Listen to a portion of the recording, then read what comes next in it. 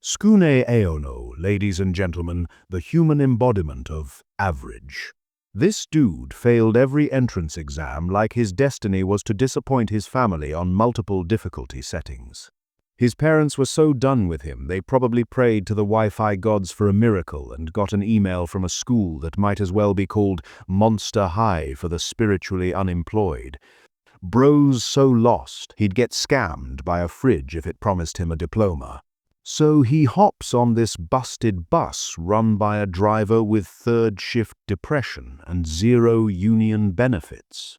The driver warns him, real ominous. Once you go to Yokai Academy, you can't come back. And Skune, whose IQ is running on Windows 95, just nods like, cool. Dude hears you might die and treats it like a side quest.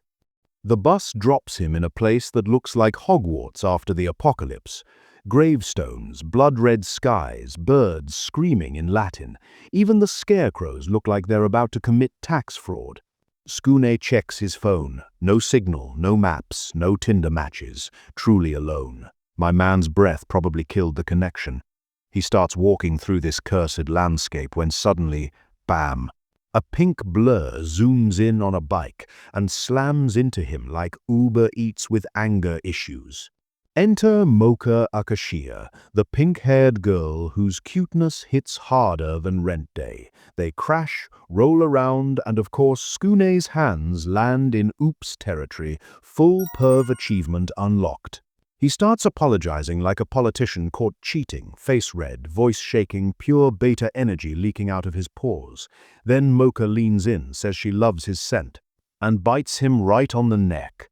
Girl skips small talk and goes straight for his jugular like it's an all-you-can-sip buffet. Skune's lying there, losing blood and dignity, realizing this is literally his first kiss, and he's not even conscious enough to enjoy it. They reach the academy, and our boy's still coping by pretending the vampire bite was just quirky flirting. Bro's got the self-preservation skills of a toaster in a bathtub. Inside, the school looks like it's held together by curses and asbestos. Then the teacher walks in and casually announces, Yokai Academy is for monsters learning to live as humans. Any human found here is executed, and Skune's face turns white like he just smelled his own morning breath. He's sitting there, shaking, realizing the class literally has death by discovery on the syllabus. The teacher says everyone must stay disguised as humans at all times. Skune's sweating enough to water plants. Meanwhile, Mocha's glued to him like Google Chrome tabs, draining his life force. She keeps saying his blood is delicious, calling him her first friend, which translated means blood donor with benefits. She's not crushing on him, she's straight up ready to clap this man like a mosquito. Then comes Saizo Komiya, the resident Giga Chad monster built like a boss level and running on pre-workout fumes. He looks at Skune like he's lint on God's sweater, instantly decides that Mocha's way too hot for this discount human fax machine. Later, Saizo corners him and growls menacingly, which in Monster School apparently counts as friendly conversation. Our boy, Skune, in full beta panic mode, starts thinking maybe he should transfer to a less deadly school, like Clown College or a landfill. Cut to Skune walking away from campus, finally deciding to quit. Great plan, except it's Skune, meaning failure is his cardio. Saizo shows up again, transforms into an ogre built like the embodiment of alpha male podcast, and proceeds to beat Skune like his life's a tutorial on how not to survive. And Skune just takes it. No riz, no fight, no aura. His defense stats are literally, please stop. Mocha runs in to save him, but in her soft girl mode, she gets folded instantly. Saizo flings her like a used towel. Skune, desperate, yanks on the rosary around her chest like an idiot pressing random buttons and accidentally unlocks Mocha's vampire cheat code. Suddenly, she transforms. Silver hair, glowing eyes, aura screaming dominatrix energy unlocked. Bro basically unplugged the router to summon the devil. Inner Mocha shows up with Sigma posture and deletes Saizo with one kick. Not fights, not battles, just instant deletion.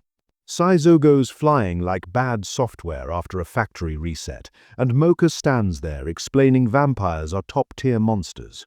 Tsukune's brain is too fried to process. He just nods like a Wi-Fi idiot, drooling admiration for a woman who could vaporize him for breathing too loud. Then the rosary reseals, and poof, she's back to cute, bubbly Mocha, all remembering nothing except her urge to sip that Tsukune espresso blend. She bites his neck again because, let's face it, she's as obsessed with this man's sausage as he is with not dying. And Tsukune, instead of transferring out like a sane person, decides to stay. Man sees death by monster school and says, bet. He's trapped between fear, thirst, and terminal simp syndrome, the holy trinity of beta existence. Tsukune wakes up in his dorm room looking like poverty had a child with desperation. His hair's clinging to his scalp like it's on probation, his face looks like an unfinished clay model, and the air around him? Straight-up biological warfare. You could bottle that morning breath and use it as a demon repellent. The pillow looks traumatized, the blanket's trying to escape, and somewhere on campus, deodorant just lost faith in humanity. Heading to class, he's hunched over like a shrimp with scoliosis, trying to blend in. The other students brush past him, making faces like, "Bro, who opened the garbage can?" Then, out of nowhere, Mocha shows up, pink hair, sparkling eyes, baby angel smile. She spots Tsukune and waves like she's greeting her favorite cockroach. Every other dude in sight goes feral, glaring daggers. They're thinking, this crusty budget NPC is bagging her. But they don't know Mocha's just addicted to his human blood sausage, probably tastes like sadness and instant noodles, but she craves it anyway. Tsukune can't handle it. He's blushing, wheezing, malfunctioning like Windows Vista, bros running on 0 Riz and maximum anxiety.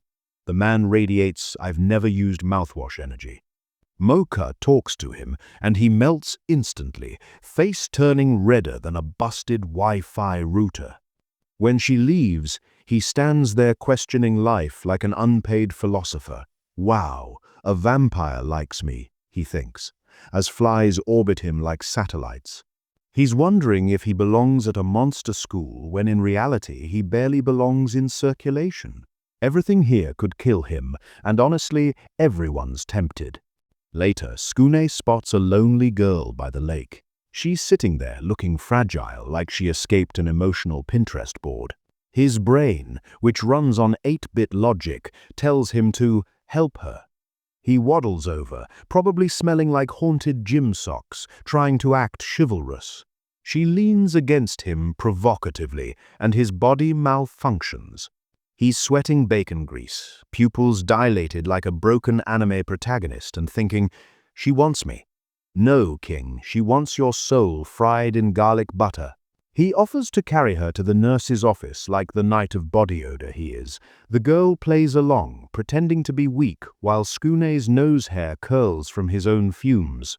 But surprise, the poor man's pheromones have attracted a predator. The girl reveals herself as Kurumu Kurono, a succubus with enough riz to level a continent. She wraps her arms around him, and for one cursed moment, she regrets it. His smell hits her like a live grenade, but she pushes through because she's committed to the bit. Tsukune's eyes glaze over instantly. He's a moth staring at a nuclear light bulb. He's mumbling nonsense, drool half a centimeter from escape. For a split second, it looks like she might win, but somehow, maybe through sheer stupidity or vital organ failure, he resists her allure. His body rejects sexy energy like his immune system rejecting vegetables. Kurumu's shocked.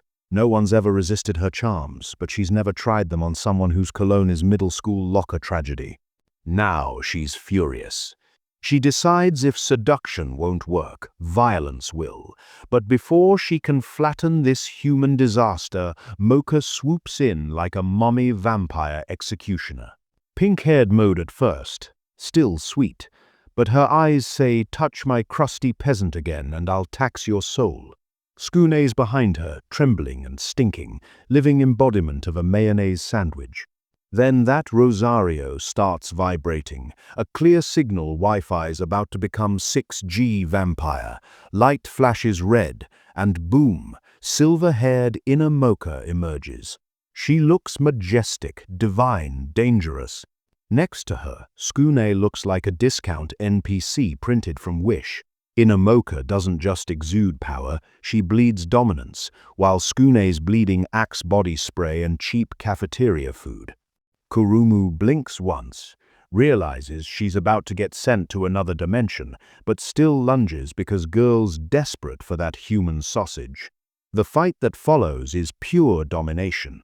Mocha moves gracefully, every dodge and counter making Kurumu look like a Wi-Fi lag tutorial. She punches the succubus mid-air, elegant, effortless, and mildly annoyed. Tsukune's watching like a stunned rat in love, whispering, "Wow," through teeth clearly not brushed since orientation day. Just as Mocha's about to delete Kurumu from the anime, Tsukune's moist self starts shouting nonsense about forgiveness. "Don't hurt her," he yells, because, apparently, his hobbies include ruining epic moments and smelling bad in crisis situations. Mocha miraculously listens. Maybe she feels pity, maybe the sheer lack of testosterone in the air short-circuited her anger sensors. Kurumu's lying there, defeated and probably trying not to inhale near him. Mocha stands mighty, Tsukune's face glowing oily under her aura like a discount flashlight. For once, he's the moral compass, which is wild coming from a man whose skin texture screams unwashed rice cooker. The fight ends. Peace returns. Kurumu walks off, confused but low-key plotting her comeback, because even though he's ugly, dense, and smells like old cheese, that human sausage has every girl in Yokai Academy emotionally unwell. Mocha claims him. Kurumu wants to clap him so much her coochie is wetter than a goldfish. So we see Tsukune, the poster child for average. This crusty NPC just found out he ranked 128th in the class. Mid-tier at best, bottom barrel at worst. My man's so average that even his test paper smelled like expired ramen and broken dreams. The local dudes are cheering him on for beating their failing scores like he just dropped a diss track on mediocrity. Truly the king of peasants. Then out glides Mocha, pink hair, angel face, and IQ high enough to vaporize Tsukune's 2 working brain cells. She scored 13th, which means she's basically Einstein with drip. She's beautiful, she's smart, and she's offering to help Tsukune study. Girl, he doesn't need tutoring, he needs an exorcism. She's smiling at him, and bro's trying so hard to riz her up, but probably smells like unbrushed morning breath and broke energy. The man simps so hard it's like watching an unpaid OnlyFans sub. He's about to say, "I'm a clap dem cheeks girl." Suddenly, a tiny witch girl appears, Yukari Sendo, a literal middle schooler skipping grades like she's speedrunning life. She's watching Mocha and Tsukune like she just found out someone else got the last chicken nugget. She's supposed to be this genius, but she's also got that migraine from Wi-Fi signals energy. The student council scolds her for showing up in a witch cosplay instead of a uniform. So naturally, she drops wash basins on their heads. Girls out here committing slapstick war crimes before lunch. Fast forward to the cafeteria, and Yukari's thanking Mocha for saving her. Cute moment, right? Wrong. She immediately goes feral. She tackles Mocha like a football linebacker and grabs straight at her tatas like she's searching for Wi-Fi. Tsukune's jaw drops, Kurumu's watching like it's live entertainment, and now everyone knows Yukari's officially joined the thirsty harem Olympics. Mocha says they should just be friends, but Yukari hears, "Let's get married." Meanwhile, Tsukune's sitting there like a stale piece of bread nobody ordered, still wondering why every girl with a pulse wants to clap his sorry self. In the hallway, Yukari's hanging off Mocha again, bad-mouthing Skune like he's a side character who smells like spoiled milk. She calls him boring, average, and dumb, and honestly, she's underselling it. To prove a point, she uses magic to make cleaning tools attack him. Mops, buckets, the whole maid gang, beating him like his life's a low-budget TikTok prank. Dude's getting bodied by janitorial supplies because even inanimate objects know he's a simp. But the flashiness exposes Yukari as a witch, and now everyone hates her. Classic self-sabotage speedrun. Cut to Skune, busted up and laying in the nurse's office like a cracked smartphone. Kurumu walks in and instantly starts drooling. Girl smells this man's loser aura and thinks, yeah, this is the one I want to ruin my life for. She's flirting, batting eyelashes, ready to risk it all for a guy who probably wears Axe body spray as deodorant. But Yukari's not done. She pulls out a voodoo doll with Skune's name on it. First, she makes him uppercut himself like he's shadowboxing his own failures. Then she makes him grope Kurumu, and instead of getting offended, Kurumu's like, finally the sausage makes contact. The thirst in that room could end a drought. Next, Yukari forces him to pull down Kurumu's underwear, and our boy instantly nosebleeds like someone unplugged his brain. Mocha walks in, sees Skune holding a handful of chaos, and assumes he's just another freaky simp on a quest for clout. Later, Skune drags Yukari to an empty room, whining like an underpaid grocery clerk. He tells her to stop clowning around or she'll end up alone. Yukari fires back with "I'm too smart for friends," which, okay, girl boss moment, until she reveals she's lonely. Skune tries to comfort her, but then pans land on his head because Yukari and gravity hate broke men. Mocha shows up like, relax, she's just a kid, while Skune's sitting there with a concussion and a bruised ego, still wondering why every woman on campus either assaults him or wants to sip his soul. Outside, Yukari gets cornered by the class president and his goons, who suddenly reveal they're lizardmen. Yeah, actual lizards. Their skincare routine is dry skin and rage. They gang up on Yukari because they hate witches, but who shows up? Mocha, with main character empathy and pink sparkle filters. She tells Yukari it's okay to be honest about feeling lonely, sounding like a motivational podcast host. Skune, the walking bruise, jumps in to protect Yukari and instantly becomes a human punching bag again.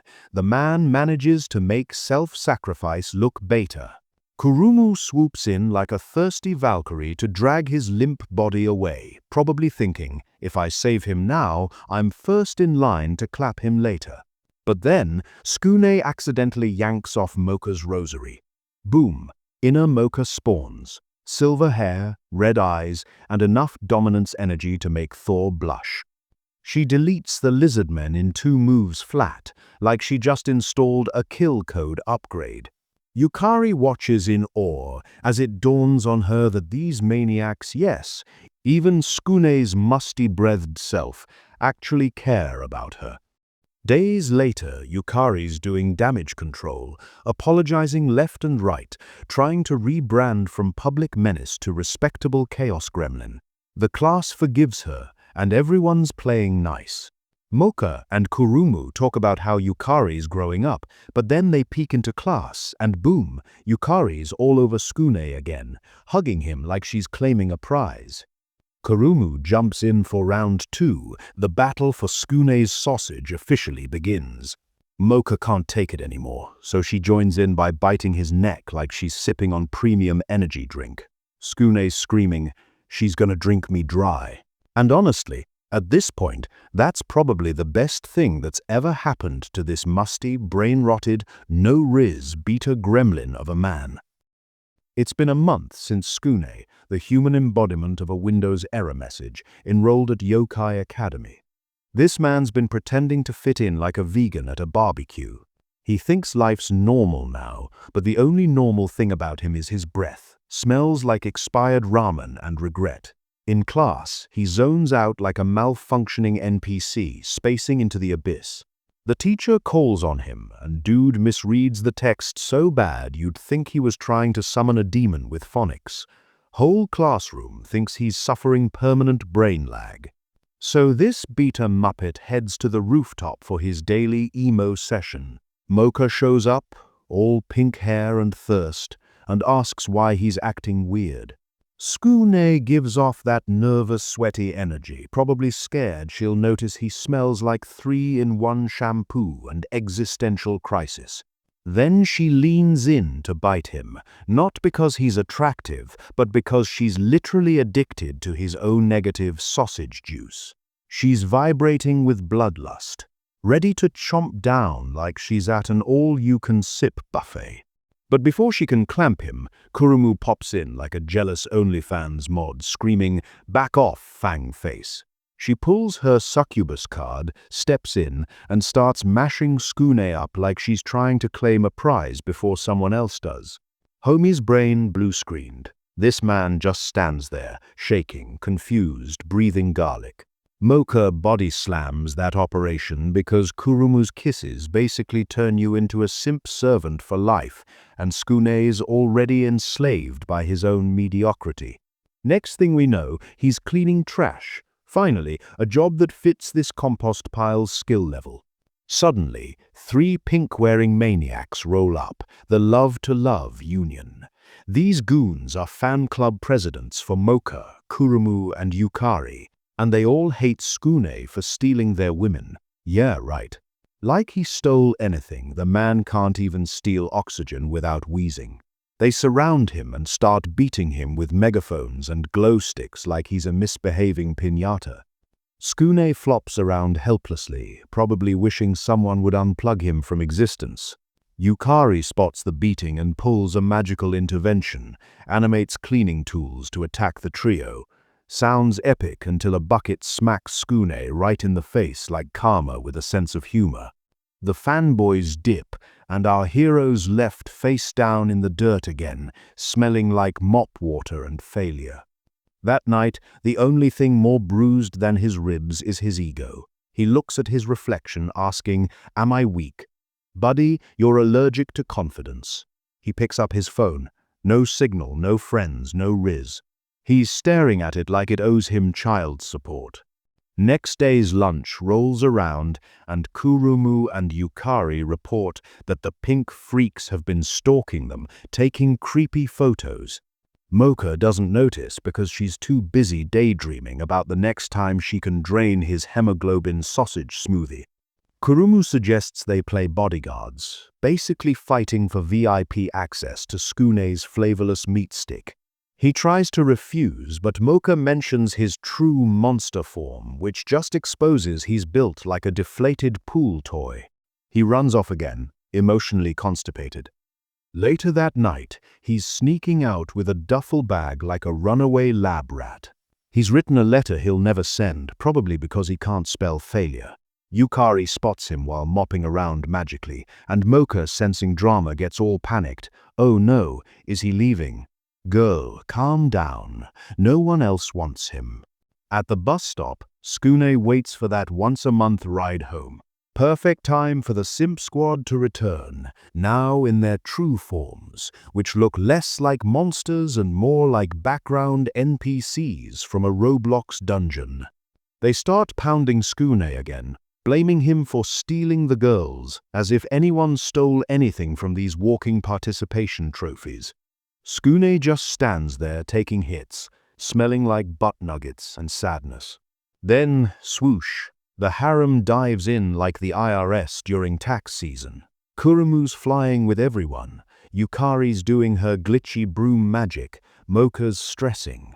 In the chaos, Skune accidentally unclips Mocha's rosary and, boom, inner Mocha activates.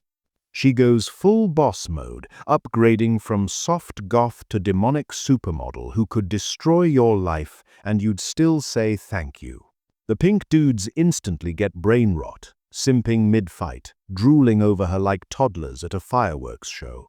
Mocha, Kurumu, and Yukari team up, dishing out beatdowns like it's a group discount special. When it's over, they confront Skune about running away. He admits, sheepishly, he wasn't ditching them. He just wanted the bus driver to mail his letters home. Bro nearly got killed twice for postage. Mocha breaks down, wailing that she thought she lost her food source, while Kurumu's like, I thought I lost my chance to clap you, loser. Finally, the bus driver takes the letters, tells Skune he's a good boy for staying connected with his parents, which is wild considering this man just got publicly destroyed by pink-shirted simps. He powers off his useless phone like it's a symbol of his irrelevance, deciding to focus on life at Yokai Academy. Next morning, Miss Nekonome casually reveals payphones now connect to the human world, and the bus runs daily. Everything Skune cried about just became irrelevant. Classic. And in class, Mocha proves nothing's changed. Mid-lesson, she bites him again, treating his neck like her daily juice box. Skune's face says it all. Yep, still a beta, still down bad, still smells like despair. We next see Skune doing what he does best, imagining a life where he isn't a total embarrassment. In his dream, he's out there being a soccer sigma, scoring the winning goal like he's got more riz than Ronaldo. The crowd's chanting his name somehow, and Mocha's waiting under a tree ready to reward this crusty beta with a kiss. Just as his fish-breath mouth leans in, she bites him. Man experiences romance and anemia in the same second. Then he wakes up. And it wasn't even a dream. Mocha actually bit him. This dude's morning routine is just brushing his teeth badly and donating blood. He's like a walking juice box with trauma. You can practically smell the desperation and minty failure through the screen. Cut to class, where Miss Nekonome drops the big news. Everyone's got to join a club. Skune's sitting there grinning to himself, still daydreaming about that fantasy kiss, while everyone stares like, who gave this neglected earthworm a scholarship? The man's silently giggling like he's got malware in his brain. At the club fair, we see them walking past the weirdest booths known to monsterkind. Ghost photography, mummy club, probably a how to commit crimes under the moonlight society. Skune's sweating like a used car salesman until he spots the swim club. Suddenly, he's fantasizing again, Mocha in a swimsuit, him flexing imaginary abs, maybe finally clapping some undead cheeks. But Mocha snaps him back to reality like, no thanks, son, I'd rather eat rancid potato salad out of my own ass. Then enters Tamao Ichinose, queen of the swim club and CEO of Riz. She looks at Skune and immediately thinks, perfect. A pathetic human snack with no self-respect. She flirts like she's speed-running seduction while our guy smiles nervously, already imagining himself as her pool toy. Mocha's jealous, signing them both up for the club just so this fish can't reel him in.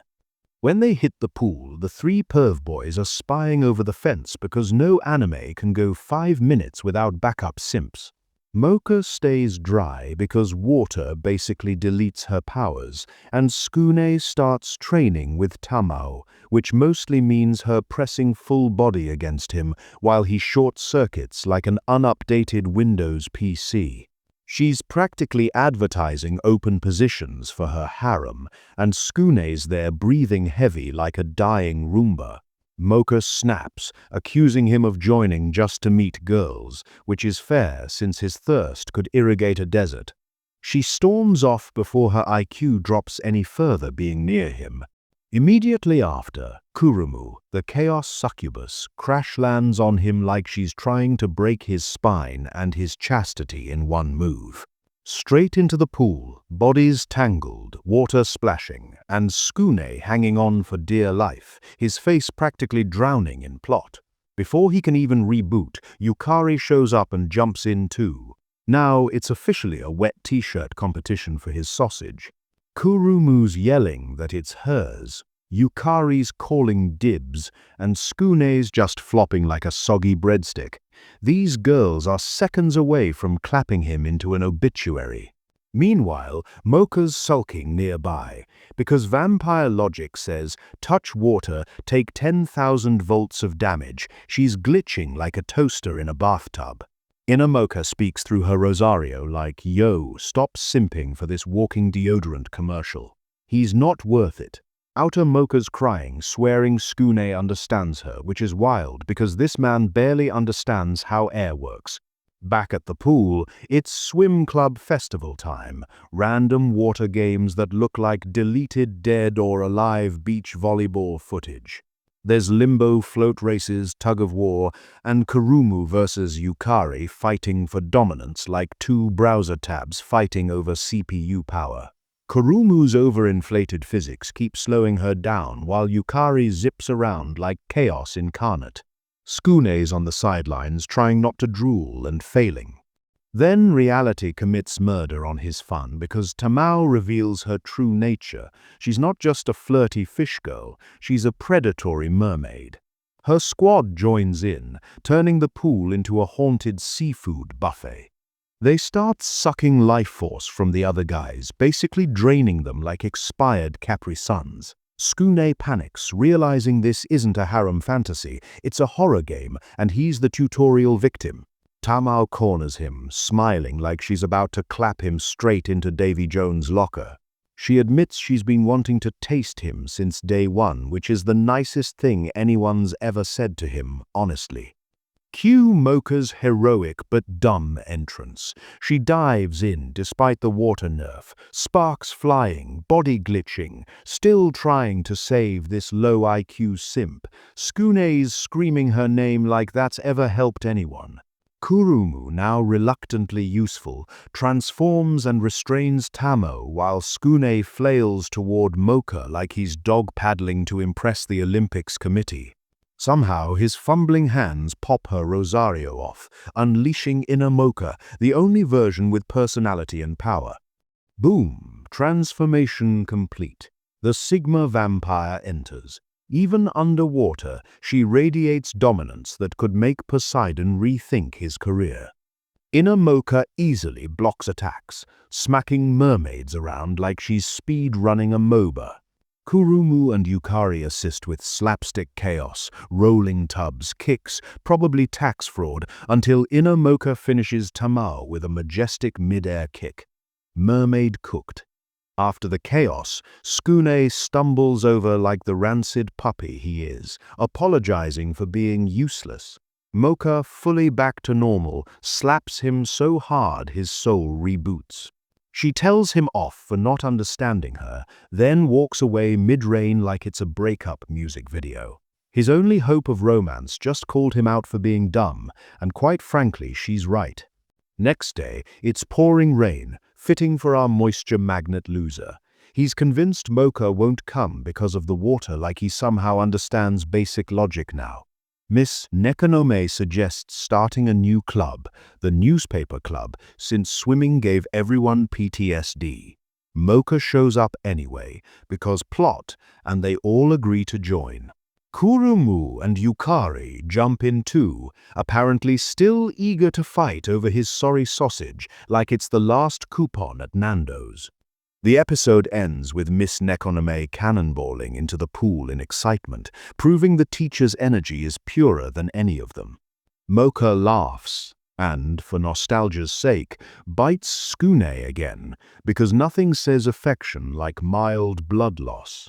Our boy ends the episode pale, dizzy, and still hopelessly down bad, living proof that even in a school full of monsters, the real bottom feeder is him. So we open on Yokai Academy, aka Monster Hogwarts, basking in that suspiciously cinematic full moon glow. Everything's quiet until, surprise, there's already some creep lurking outside the girls' dorm windows, classic campus security failing at their one job. A girl hears something, looks out like she's in a horror movie, but the shadow dips faster than your crush, leaving you on red. Q screams in the dark, meaning someone's out here running a free subscription to Oni Peeps. Then it's morning. And here comes Skune, our hero, or more accurately, the Academy's designated blood-flavored juice box. Mocha pounces on him before he can even say good morning and starts sipping that O negative like she's running a Starbucks rewards card. My guy's over here losing iron like an eBay auction, wondering if he's about to become a headline. Local beta found bone dry.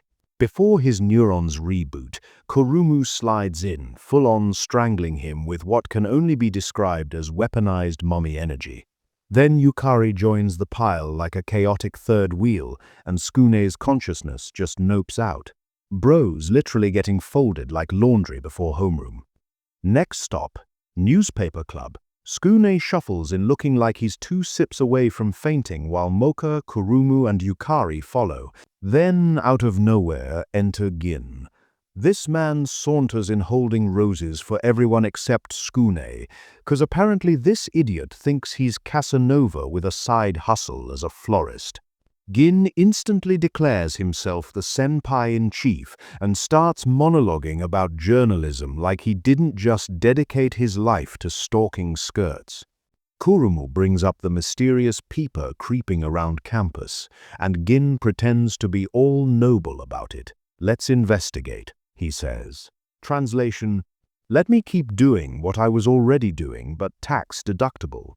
Cut to the squad posting flyers about the incident. While everyone's doing community service, Gin's out here committing new crimes. Skune catches him looking straight up someone's skirt, but before he can call him out, Gin deploys the classic villain technique, the Uno reverse card. Suddenly Skune's the perv. Kurumu and Mocha immediately go WWE on his face, proving once again that women believe screenshots, not words. Gin calls it a day, drops the mic, and walks off like the smug Sigma wolf he thinks he is, leaving Skune in the dust yelling Mocha's name like an NPC caught in a doomed romance route.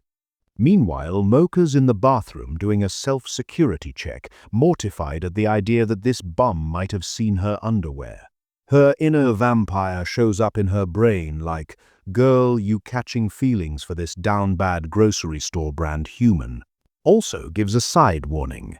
Gin ain't it. Shocking, vampire instincts succeed where common sense failed. Nighttime again.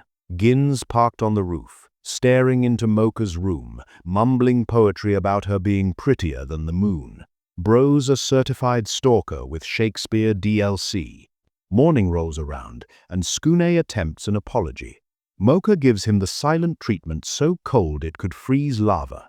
She wants to believe him, but from her perspective, Bro looks about as trustworthy as a free Wi-Fi hotspot named Totally Not a Virus. Meanwhile, Gin's caught eavesdropping by another dorm, like, man, at this point, he's running a loyalty program for public indecency. Back in class, Kurumu and Mocha still treat Skune like yesterday's trash. Bro's trying to clear his name but can't because his social credit score hit 0 overnight. Then Gin slithers back into frame, pretending to help. He tells Skune he believes in him and concocts a plan to prove his innocence. Red flag number 99 ignored. Gin points to a window and says, "Just peek in there, bro. It'll totally fix your reputation." And, like a true protagonist without a single functioning neuron, Skune agrees. The second he looks, click, Gin takes a photo faster than an iPhone paparazzi. Right on cue, the girls show up, see Skune at the window, and go nuclear. He gets clapped once again by the entire female cast. That's right, frame rate drops, IQ drops, dignity drops. The next day, rumors spread like malware. Everyone's saying Skune's a mega perv, though Kurumu and Yukari start sniffing plot holes. They analyze the evidence like 2 Reddit detectives, realizing the proof makes 0 logical sense, like objects don't line up, angles are off, and timestamps look faker than influencer apologies. Fast forward to rooftop showdown time. Mocha's there with Gin, who's trying his comforting older guy act while flashing the fake photos like he's leaking dirt on TMZ. She's torn up until Kurumu and Yukari crash in dressed like bootleg Scooby-Doo detectives. They expose Gin harder than a bad Photoshop job, pointing out every inconsistency until his whole scheme collapses. Backed into a corner, Gin finally ditches the human act and goes full werewolf mode. Dude bulks up instantly like he just paid for a premium steroid subscription. He tries forcing Mocha to join his pack, which sounds way more romantic in his delusional head than it really is. Skune, bless his beta heart, tries to protect her, immediately trips, and accidentally knocks off her Rosario. Inner Mocha pops out, downloading a combat patch straight into her fists. Then, as if the moon itself decided, nah, not today, clouds roll in and nerf Gin's stats mid-fight. Inner Mocha claps him instantly, one hit, uninstall, rage quit off the roof. Next morning, the newspaper club publishes receipts, clearing Skune's name and nuking Gin's entire reputation. The girls Gin photographed are now chasing him across campus like a live-action karma montage. Back with Skune, Mocha acts mad again because he almost got another peek, but before the poor guy can explain, she bites him. Of course, because love at Yokai Academy means anemia and trauma on repeat. Just a quick reminder to like and subscribe if you enjoy content like this. Otherwise, our editor will cry. Now back to the video.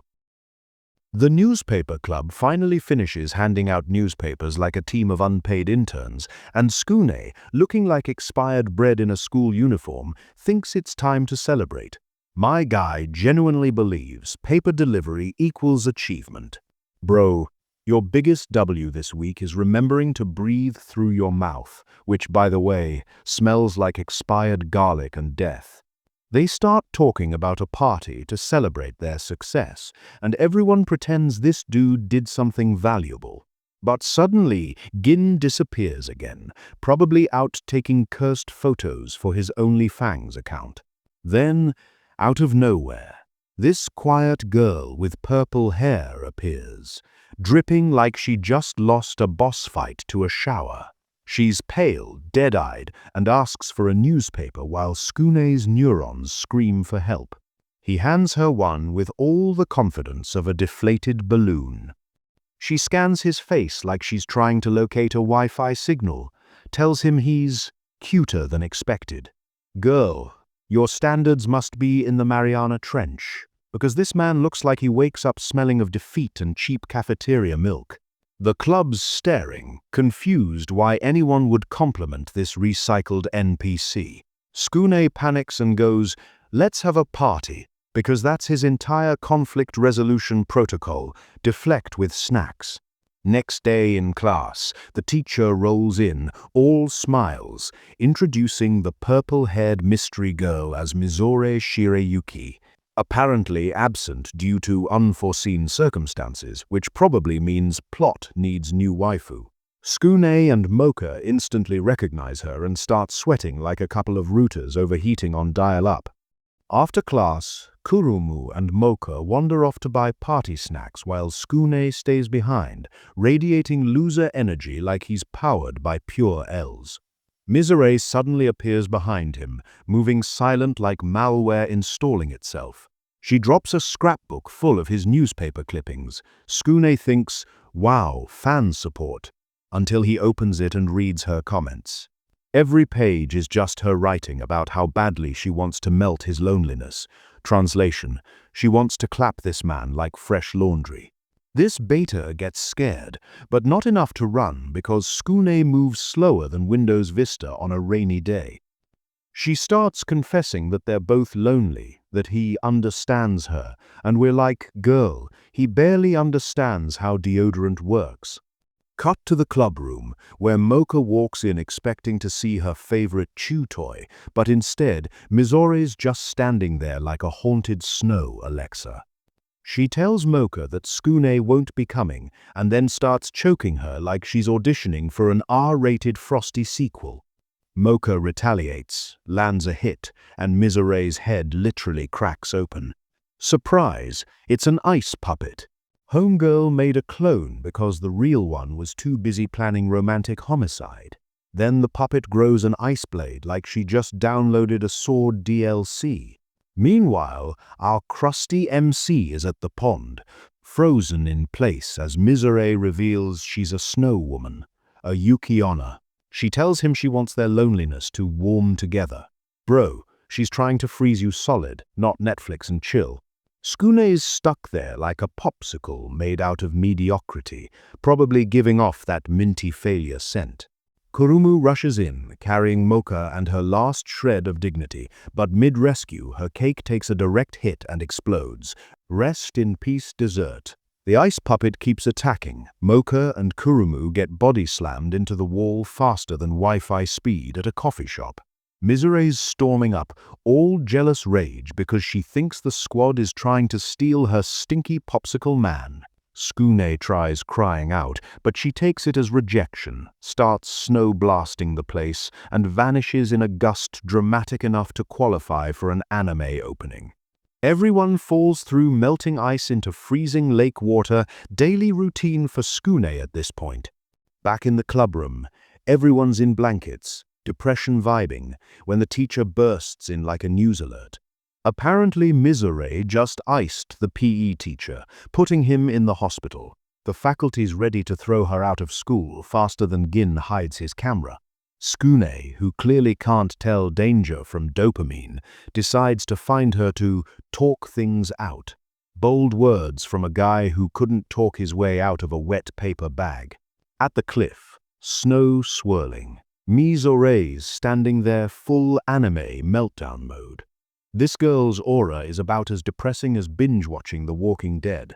Tsukune's breath fogs the air, though honestly that could just be his morning halitosis forming visible clouds. He tells her to apologize, trying to sound heroic while shaking like a discount Roomba. Misery starts crying, laughing, doing the full trauma speedrun. She summons ice puppets, representing her loneliness, basically snow clones made of pure emotional damage. The cliff collapses under all this drama, so Tsukune dives forward to grab her hand, because this man loves falling into danger like it's foreplay. Then boom, Mocha dives down too, but oops, Tsukune grabs her rosary and accidentally releases Inner Mocha, the only competent person in this harem disaster. Inner Mocha shows up glowing like a boss character, obliterates Misery's ice puppets in one kick like she just installed an exorcism update. She saves Tsukune and Misery, drags them back up, and tells Misery to quit doom posting and try surviving for once. Misery's like, wow, that kick almost killed me. But emotionally she's healed. So yay, character redemption achieved through high-heeled violence. Next day, back in the clubroom, everyone's bundled up again because this show only owns one animation loop for chilly recovery. Misery walks in with shorter hair, signaling her new beginning arc. New haircut, same thirst. Gin takes a photo, but then 500 suspects fall out of his pocket like the world's worst NFT drop. The girls immediately start throwing hands while Mocha decides to top things off by biting Tsukune again. Good morning from Yokai Academy, a place where demons study algebra and horny chaos is the curriculum. The male students are foaming at the mouth over Miss Ririko Kagome, the math teacher with step-on-me energy. One gust of wind lifts her skirt like the Holy Grail itself, and the boys collectively pass away. Some faint, some combust, all down bad. Miss Ririko giggles, probably used to committing classroom manslaughter via thigh reveal. Meanwhile, our protagonist Tsukune, resident ugly bum and walking L, is barely functioning. The teacher asks him to solve a problem, and this man freezes like he's running Windows 98.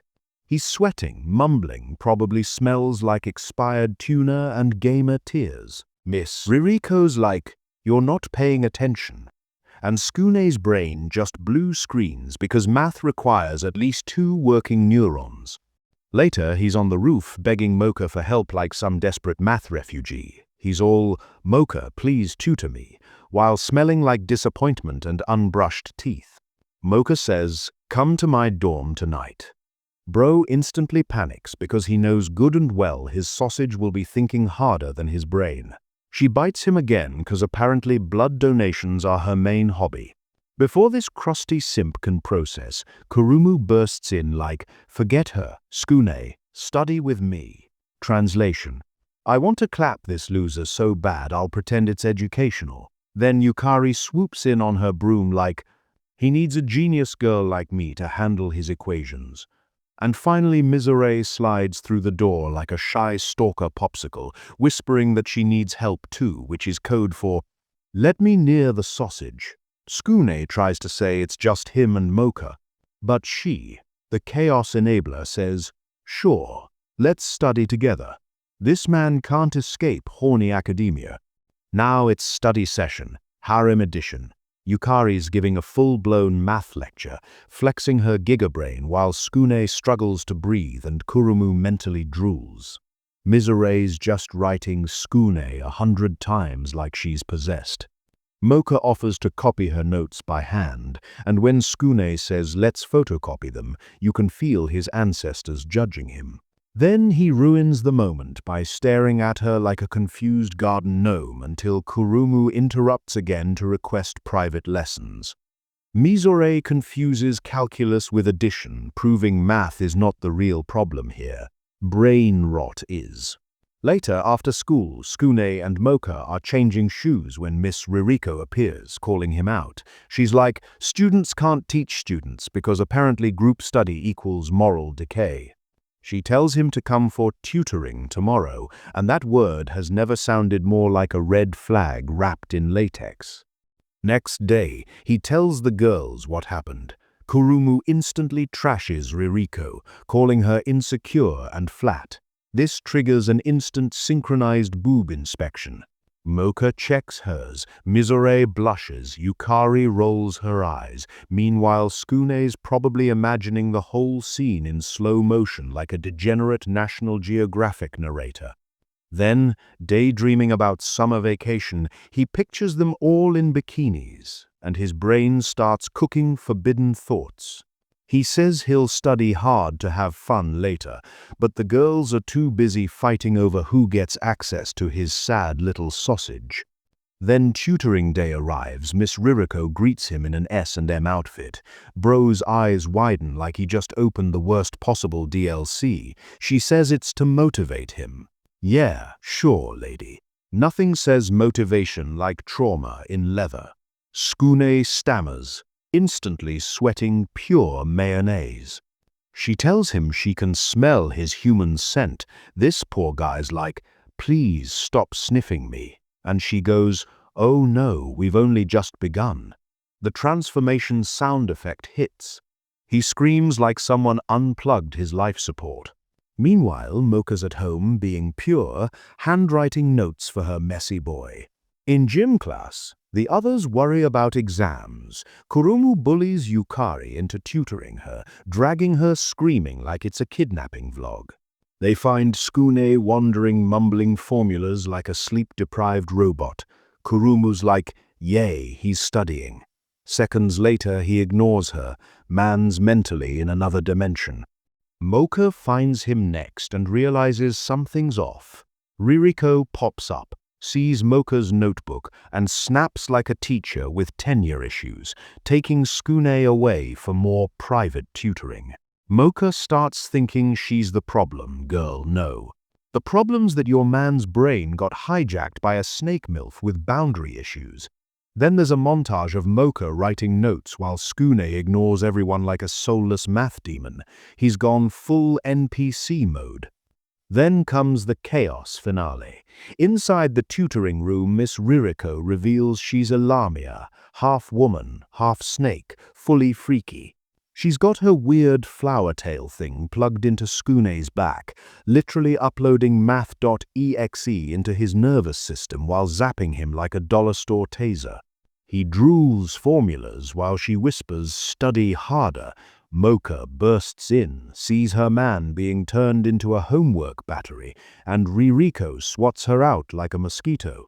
Mizore crashes from the ceiling, clearly acting on main character energy, and tries to cool things down with ice magic. But Ririko goes pyromaniac, launching candles everywhere like a deranged birthday party. Mocha fights back, throws a candle and gets pinned to the wall while her notes scatter like emotional confetti. Skune spots them, remembers that one neuron of gratitude and finally wakes up. He blocks Ririko's strike and thanks Mocha for all her handwritten effort. Bro just gave more heartwarming dialogue here than in 7 episodes combined. Then he finally mans up, rips off Mocha's Rosario, and summons Inner Mocha, the vampire boss version. Ririko calls her a bad student, and Inner Mocha's like, "Nah, sit down, I'm the teacher now." Then she uppercuts her so hard it probably fixed the education system. Ririko even thanks her mid-defeat. Mizore finishes the scene by freezing her solid, the world's first math popsicle. Cut to final exams, Skune's stressing, mouth breathing, probably still smells like metallic sadness, but Mocha's right there, smiling as she takes a victory sip of blood. Our stinky human hero gets 89%, his highest score ever, and probably his first W since birth. Mizore squeaks by with 56%, Yukari gets 100%, and Kurumu fails gloriously with a 46%, meaning summer school for the succubus. And just like that, our crusty Beta King survives another episode, barely educated, still reeking of despair, and surrounded by 4 women who only want one thing, to finally clap that human sausage into legend. We find Skune, our certified ugly bum protagonist, standing at the bus stop like a lost NPC waiting for a ride to his next L. Man looks like if depression had a face. He's supposed to be excited for the summer trip, but his energy screams, "I haven't touched sunlight since dial-up internet." Then Mocha walks up looking casually fine, and his jaw drops faster than his GPA. Dude starts acting like she's the last pretty pixel in his sad free trial life. He's blushing so hard the ozone layer takes damage. Cue flashback. Miss Nekonome announces the newspaper club's going on vacation to the human world. Meanwhile, Skune's brain starts buffering because he can't figure out how monsters get tourist visas. Bro's IQ is running on low battery mode. They're about to kiss when Kurumu shows up screaming, ending Skune's only chance at W status. The bus shows up, and everyone hops on except Gin, who's stuck taking makeup tests for being a delinquent, probably still doing research with a camera. Yukari defends her own grades, Kurumu stirs the pot, and they all head off while Skune sits there radiating broke college student energy. They reach the beach, and Skune yells he's finally home. "Bro, you look homeless, not home." Mocha freaks out, thinking humans will notice him, as if anyone's spotting this oatmeal-flavored nobody in a crowd. The girls tease him for missing the human world, and Mocha does her usual cover-up by saying he used to live there. Skune plays along like he even remembers what confidence feels like. They jump into beach games, and you already know each girl's trying to earn loyalty points with his sausage. Mizore beans him in the face with a volleyball, and my guy collapses like he just got hit by student debt. Kurumu and Yukari start one-upping each other, full magical girl rivalry, while Skune waddles over trying to be the peacekeeper. How's this dude supposed to prevent chaos when his whole existence is chaos? Kurumu invites him into the water, but our crusty Beta refuses because vampires are weak to it, staying on shore next to Mocha like he's guarding her while actually just being terrified of drowning. Mocha's touched, probably because this is the closest she's ever gotten to romantic affection without interference. She keeps leaning in to kiss him, but Kurumu interrupts again, screaming loud enough to scare dolphins. Every time Mocha leans in, the vibe builds, and boom, blue-balled by the harem police. Tsukune's romantic life is so tragic it could be used in cryogenic testing. Then, the girls start fighting over who'd nurse him back to health if he collapsed from blood loss. Bro's standing there like a confused sausage buffet while four thirsty psychos argue about who gets to clap him first. It's like a love triangle, but someone added extra sides and no geometry. Trying to flee this madness, Tsukune spots a field of sunflowers and suggests they check it out. Of course, plot says yes. Halfway there, a random couple hits them with the horror movie warning about a witch who makes people disappear. Kurumu rolls her eyes, Yukari gets mouthy, and somehow they don't notice someone literally watching them from the bushes. Ruby, the local goth mage, lurking like an internet stalker who's about to drop a backstory.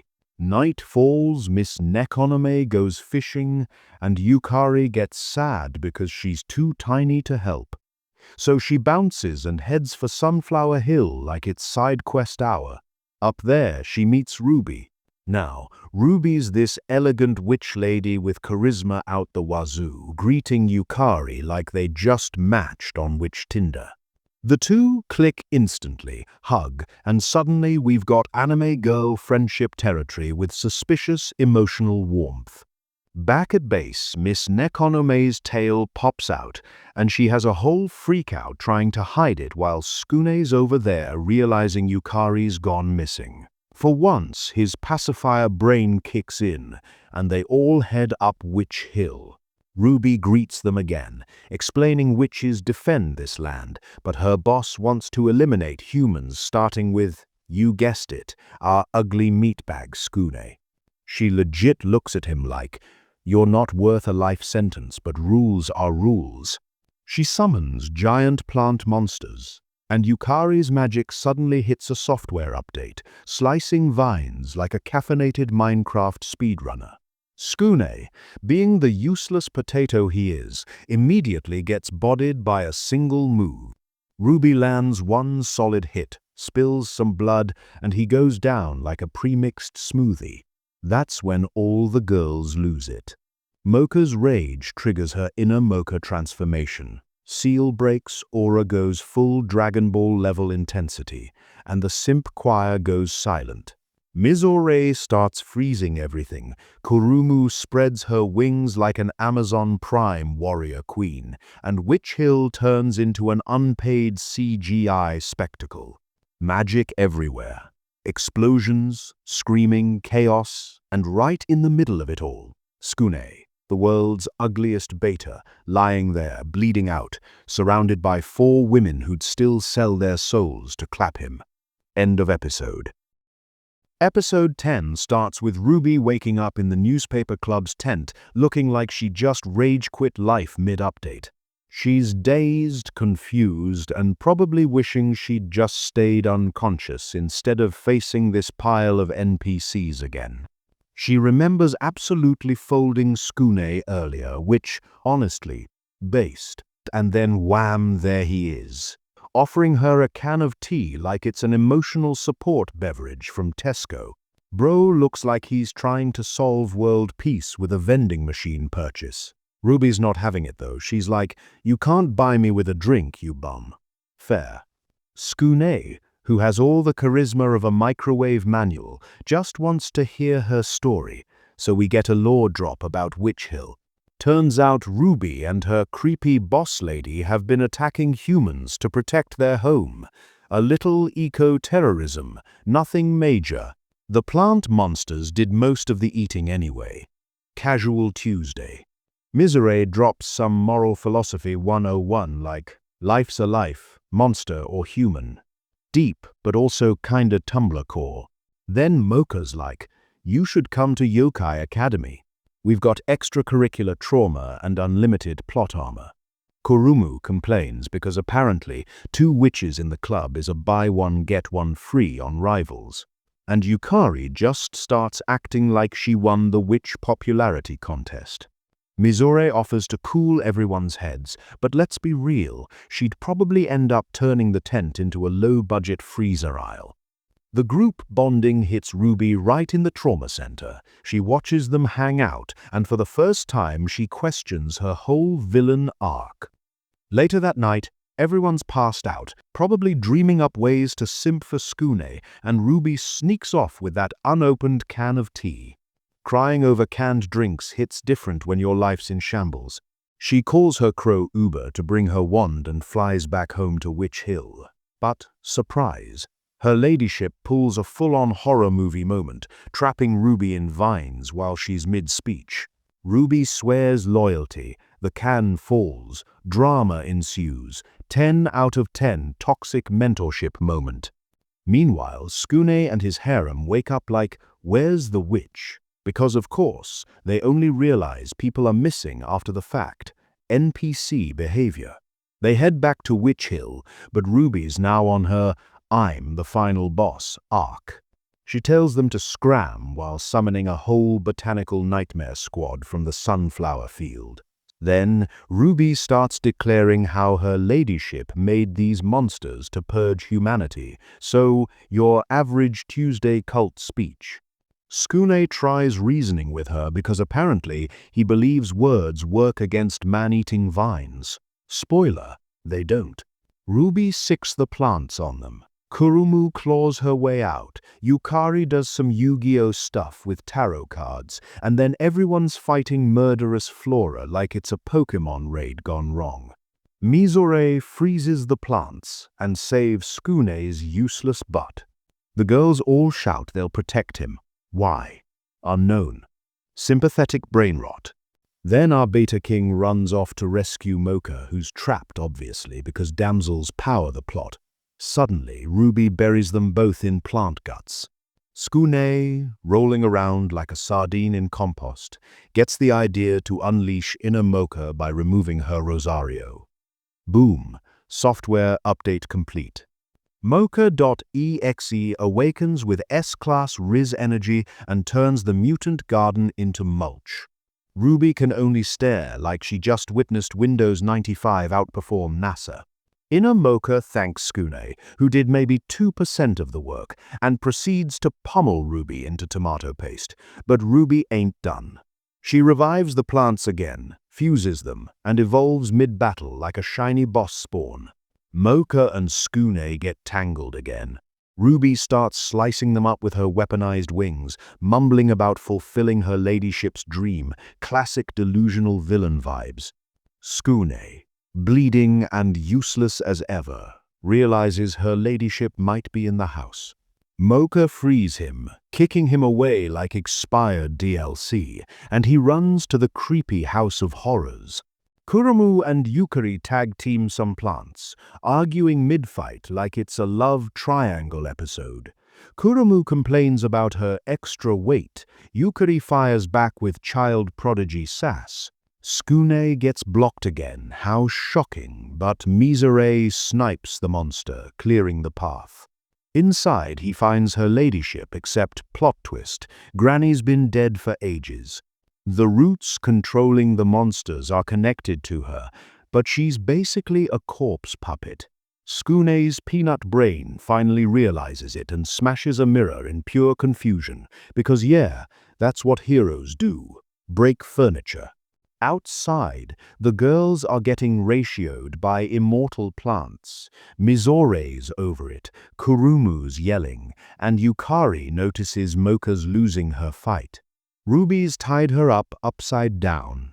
Yup, total anime fan service moment. Ruby has gone complete schizo mode, trapping everyone in vines. Skune walks in and says the words no one expects from him, something intelligent. He tells Ruby her ladyship's dead. Ruby denies it, like every red flag ex ever, and we see her tragic flashback. Turns out her ladyship had a redemption moment before dying, but Ruby didn't process grief, just installed lunacy. Ruby breaks down, magic goes haywire, and boom, a massive explosion.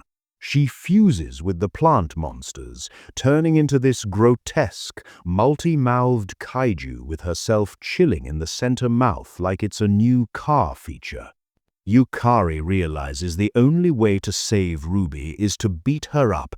Anime Problem Solving 101. Kurumu kicks Yukari free, they free the others, and Battle Royale Part 2 fires up. Ruby grabs Mocha. The vines literally merge them together, like, girl, that's not friendship, that's parasitism. Ruby explains she can now absorb infinite monsters, bragging like she's reading from a premium-tier skill tree. Mocha starts losing control as Ruby hijacks her vampire powers and attacks the crew. Yukari yells that they have to destroy Ruby's wand, blindfolds her with fancy card magic, and gives Mocha a chance. Mocha breaks free, smashes the wand with her blood over peace finisher. And kaboom, Ruby goes out in an explosion of nostalgia and poor mental health management. Next day, the club's in full sad boy mode about not saving Ruby, like they ever save anyone without breaking half the ecosystem. The bus driver pulls up. Gin hops out like a side character who missed the whole episode, and surprise, Ruby's alive, sleeping in his arms, peaceful, as if she didn't just start the botanical apocalypse yesterday. Bro really said, pulled her from the ocean, no big deal, casually rewriting the laws of nature. And with that, the episode goes from dark horror to chill ending like someone swapped the channel mid-trauma. The school bell rings at Yokai Academy, and guess who drags his crusty no-riz self back onto campus? Skune Aono, the man, the myth, the middle schooler trapped in a high schooler's musty body. Bro walks next to Mocha like he's proud of being the stinkiest simp alive. She's giggling about how she bit him even during summer break, and he's blushing like it's romantic. My guy, she literally drained your blood like you're a human juice box. That's not affection, that's a health hazard. Then Skune starts narrating about wanting to make this school year count. Sure, buddy, the only thing you're counting is the number of girls fighting over your sausage like it's a limited edition console drop. You smell like expired milk and fear, yet somehow 5 women still want to clap your frail beta cheeks. Truly a mystery greater than dark matter. Back in the newspaper club room, the harem's all there. Kurumu's giving fashion advice nobody asked for. Misere's stalking him like an icicle with Wi-Fi. And Yukari's casting spells to see who gets first dibs on Skune's sad little love life. Meanwhile, Skune's sitting there pretending to be useful, sweating pure loser energy into the air. Everyone's laughing like they actually enjoy his presence, when deep down, they're just fighting for their turn to ruin his pelvis. Cut to the front gates, the squad's handing out their new papers like they're building a failing startup, but suddenly, boom, a new girl gang appears, the Super Newspaper Club. These queens roll in with color prints, flashy designs, and actual skill. Overnight, Skune's paper looks like a Word document written by an intern with carpal tunnel. Students are snatching the rival papers faster than Kurumu, chasing a whiff of Skune's cologne. Wait, my bad. That's not cologne, that's just unwashed male despair. Kurumu's heated. Miss Nekonome drops the bomb. Whoever's paper flops gets deleted. Skune's eyes go hollow like he just got told deodorant costs extra. Then Gin pops in, pretending he's been spying for the cause. Bro tells them to lay low because the new rival club's backed by the security committee, aka the school's military-industrial complex. The committee doesn't like that the newspaper club keeps exposing their nonsense, so they're running a full smear campaign. Gin says, "Burn your papers or else," then vanishes back to whatever pervy side quest he's on. So there's Skune, outside by an incinerator, with Kurumu, 2 stacks of wasted effort and 1 stack of odor. Kurumu's like, "Nah, I refuse to throw away our hard work. Girls got passion." Skune just stands there like a moist breadstick, offering moral support that smells like onions. Before they can decide, the rival paper girls show up, yapping about how their mistress will punish them if Skune and Kurumu don't burn their stash. Then the boss lady, Kato, walks in. She's got big energy, spider powers, and more confidence than Skune's ever felt in his life. She uses silk threads like she's dragging them into a full-blown web-based scandal, yanking the papers straight into the flames. Kurumu's furious, Skune's useless, and the air smells like burnt ink and beta sweat. Kato strips off her uniform to reveal another one underneath, because apparently everyone at this school has a built-in wardrobe reveal sequence. Then boom, she turns into a Joragumo, a spider monster MILF, who looks ready to wrap Skune up and feed on his sorry simp energy. Kurumu recognizes her instantly because, unlike Skune, she can actually use her brain. Kato's venom-spawned spider minions crawl out, surrounding Kurumu like fangirls at a One Direction reunion. Kurumu's trapped, struggling, while Skune just blinks and sniffs like a confused pug. Kato injects venom into Kurumu, paralyzing her instantly, and says resistance is pointless. Honestly, it's not the first time one of Skune's girls got paralyzed trying to defend his worthless self. But don't worry, Misery shows up, sniping ice shards like a frosty sniper queen, distracting the eight-legged homewrecker. Then Mocha and Yukari roll in, chaos at max volume. While everyone's panicking, Skune, this absolute shut-in hero, somehow yanks off Mocha's rosary again, either by fate or pure accident. It's like his one skill in life is undressing women by mistake. Inner Mocha loads in like a patch update, deleting every ounce of weakness in a 5-mile radius. She breaks the silk threads with the speed of a Wi-Fi reboot, drops Skune down from his hostage display, then tells Kurumu to stop crying and break free herself. And somehow she does. Guess girl power works even when your boyfriend smells like moldy laundry. Kato tries to trap Mocha again, tossing web after web, but Mocha's in God mode. One kick, one throw, and she suplexes that spider chick straight into her own sticky mess. Skune's just watching like an unpaid intern at a UFC fight. Battle's over. Mocha reverts back to her sweet self once Skune slaps the rosary back on, basically hitting restore factory settings. Everyone gathers again, and Skune, suddenly pretending to have a backbone, says they should publish the truth about the security committee. The girls nod like, sure, anything for your sad little sausage.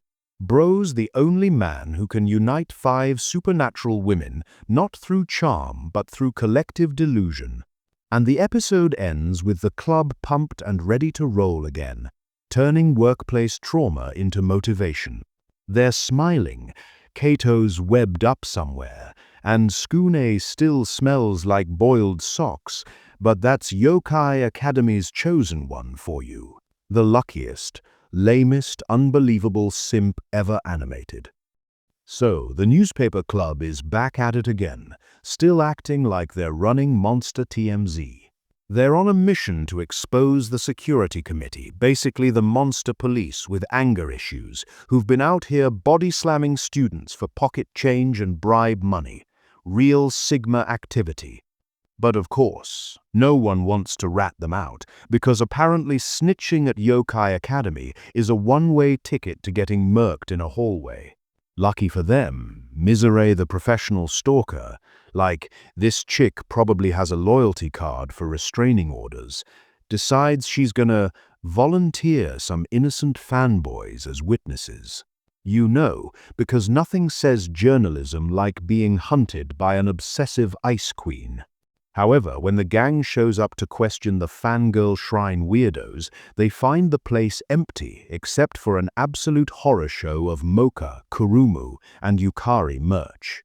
We're talking doll heads, body pillows, and shrine energy that says, "I haven't touched grass since season 1.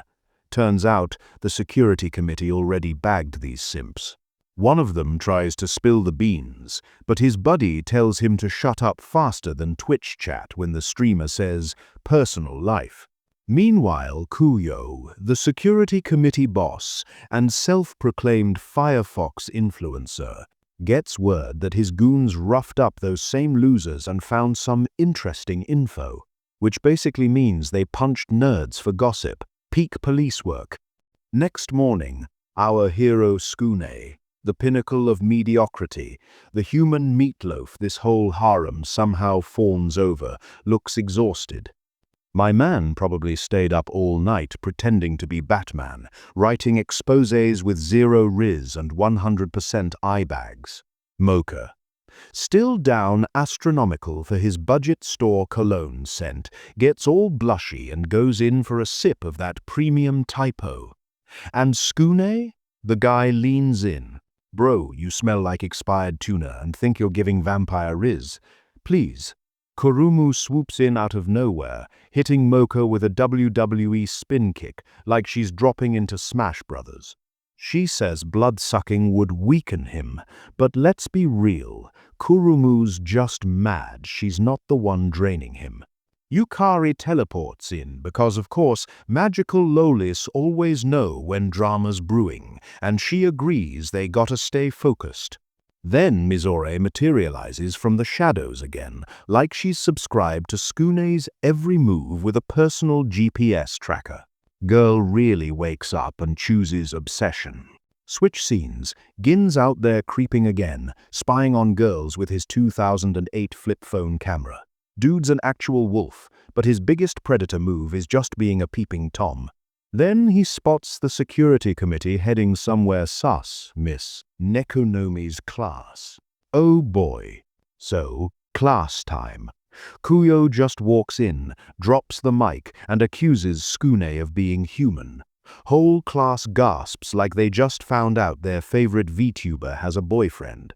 Mocha's panicking inside, like, how did they know my boy's a walking soft pretzel?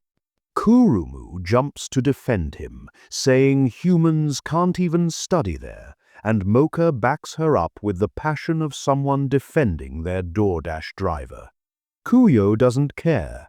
He flatlines the vibe instantly, says they're all suspects, and arrests them all like this is monster law and order, yokai unit. Yukari tries to anime hero her way into saving them, but Gin stops her with the classic, "You literally can't do anything." Absolute NPC dialogue. Now we're at the security committee headquarters, which looks like a shrine designed by someone who listens to Evanescence. Skune's getting interrogated like he's in a true crime doc, watching recordings of random monsters ratting him out. Kuyo calls up receipts, every teacher, every fight, like he's running a cancel thread. Then he shows where Skune's friends are, Kurumu and Mizore refusing to snitch, which is impressive given their track record of melting over him. They argue that Skune's way too boring to be anything but a rule follower, hard to disagree. Mocha, meanwhile, is straight up being tortured with sprinkles of holy water, a literal vampire being misted like a bad cat. She's still defending Skune, calling his blood delicious. Girl, your standards need a software update. Skune, in his infinite stupidity, decides to mouth off to Kuyo, calls him a bastard, even though he's got the battle power of a stale baguette. Kuyo just smirks and says he'll throw Mocha into the pond if the interrogation keeps going.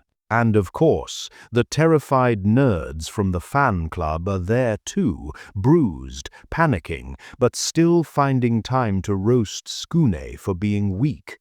Pinned to the ground, Skune's given an easy out, just transform into a monster and prove he's not human. Spoiler, he can't. So instead of using any IQ points, he confesses, out loud, to the Murder Fox boss, "Congratulations, you've invented the self-report."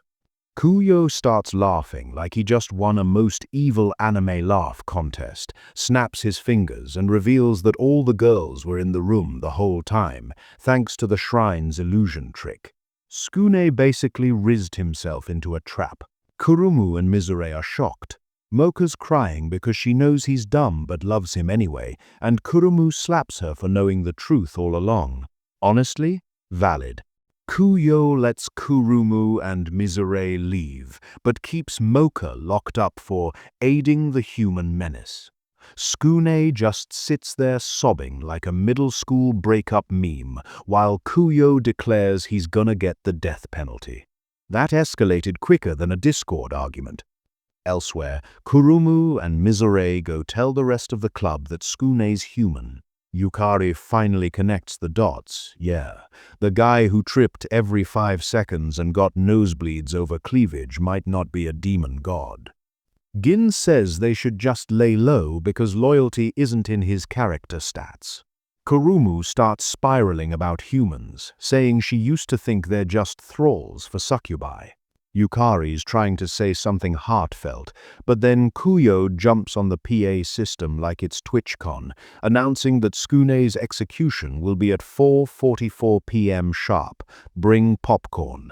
The students lose their minds, half of them screaming for blood, half realizing maybe this is too far. One student goes, "Hey, maybe killing people's bad," and instantly gets knocked out by the monster cops. Real freedom of speech moment. Meanwhile, Kuyo's being worshipped like he's a crypto bro with a 90-day streak on Hustlers University. Teachers are watching too. Ms. Nekonom is horrified because the academy's supposed to promote peace. But the seaweed-haired gym teacher's like, "Nah, I'd have killed the guy myself." The vibes in this faculty lounge are rancid. Ms. Ririko interrupts to drag Nekonome to the headmaster's office, probably for some plot setup the recap skips.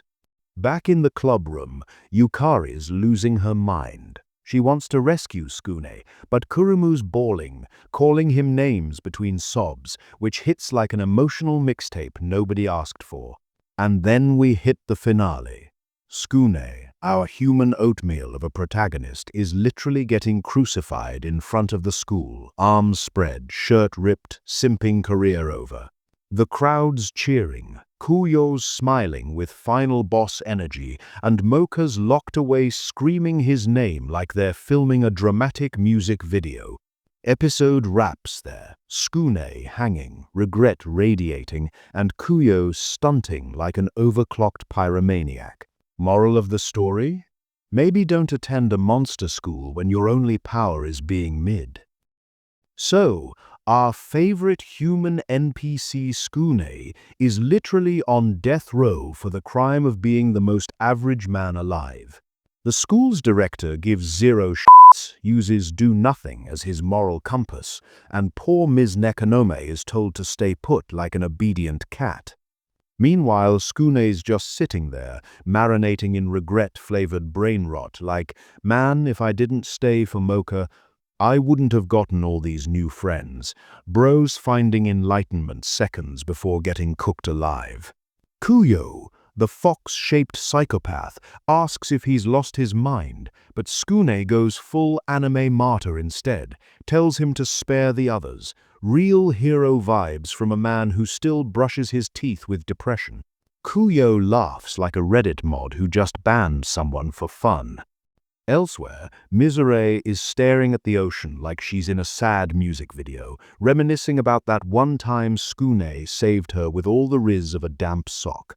Then, a random talking crow pulls up like, "It's your turn to save him, queen."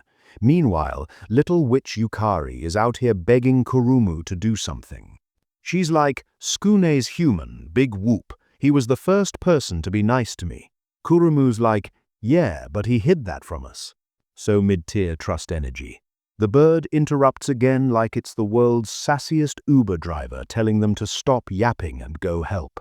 Down in the dungeon, Mocha's crying over her beta prince. Inner Mocha inside the Rosario basically FaceTimes her saying, "Yo, you done giving up or nah?" Outer Mocha's like, "I can't break out without you," and then, boom, the crow shapeshifts into Ruby, the literal magic goth MILF intern. The cell bars twist apart like off-brand metal straws, and the whole girl gang shows up fresh off smacking a guard so hard he's seeing filler episodes. Kurumu slaps Mocha, calls her out for gatekeeping Tsukune's humanness, and Ruby flexes her new wand like she just bought DLC magic. No time for story time though, the simp must be saved. Outside, Kuyo's already prepping the grill, ready to turn Tsukune into a medium-rare fail compilation. He lights Tsukune on fire, but Mizore freezes it mid-roast like she just hit the cancel button on his cremation subscription. The girls swoop in, grab our ugly bum, and dip. Kuyo calls after them, saying they've committed a crime. Bros talking legal ethics while setting people on fire. Pick a lane, my guy. Turns out, he once wiped out the previous newspaper club for justice. Sigma energy? Nah. Pure lunacy. The girls put up a decent fight, though.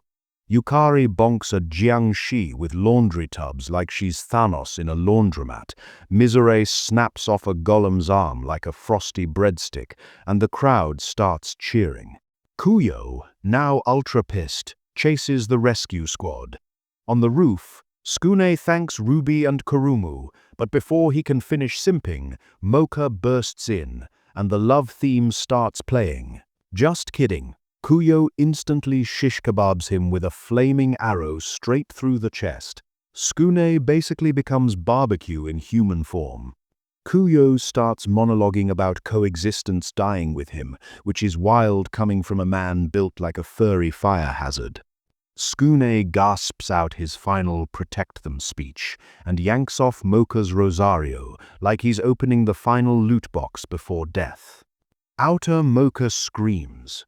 Inner Mocha wakes up mad and proceeds to yeet Kuyo through the next roof like she just downloaded a Rage DLC. The girls show up and freak out, but Inner Mocha's like, relax, the loser's still alive, probably. Time for a vampire blood transfusion because apparently Twilight rules apply here. Ruby says it totally makes sense because healing powers like she's citing WebMD. Then, plot twist, Kuyo goes Super Saiyan Furry Edition, becoming a four-tailed nuclear fox. Dude starts melting everything. Gin arrives, tanks a fireball, calls them idiots, and faints dramatically. Kurumu tries to distract Kuyo with aerial riz, while Ruby and Yukari go full Yu-Gi-Oh! And summon spirit ravens. It actually works for half a second before he deletes their code.